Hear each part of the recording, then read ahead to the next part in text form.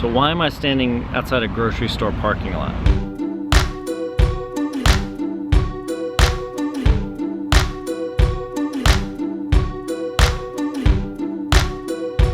I met with a client today, and clients are kind of funny. They don't like their personal private business being spread all over the internet. So I want you to pretend today that the example that we were talking about with this client had more to do with grocery stores than the business that it actually had to do with. They have a retail operation and a wholesale operation. So the discussion came up and we said, well, what's the most profitable type of business? What's the business that we really want to serve in that wholesale division? And we came up with, let's just call it grocery stores. Lots of great ideas started to come up about grocery stores and how we could market them and target them. But before long, we started talking about, well, you know, we've got some good banks and we've got some good gas stations and we've got a post office or two that we serve. We could also get the salesperson to spend time on those.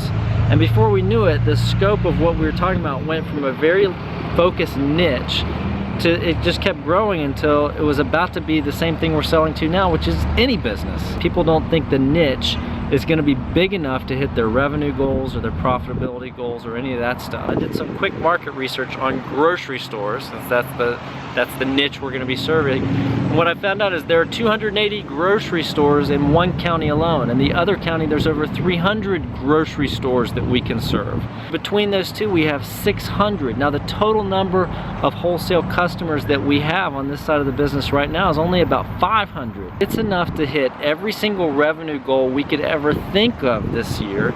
It's enough to hit more than every profitability goal that we've hit. When you focus on a niche, you come to know that business in ways that you wouldn't if you were just talking to a broad range of customers.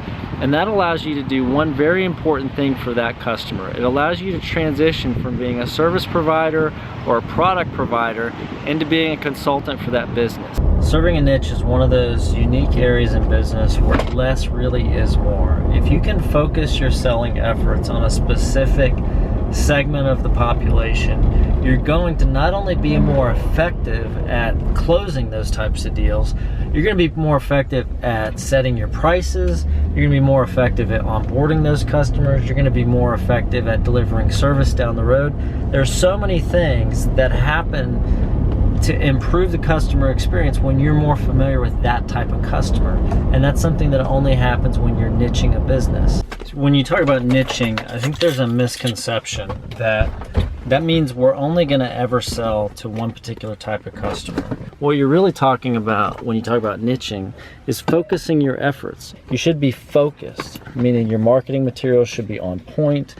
You should quantify your sales process, your client onboarding process, your customer service process.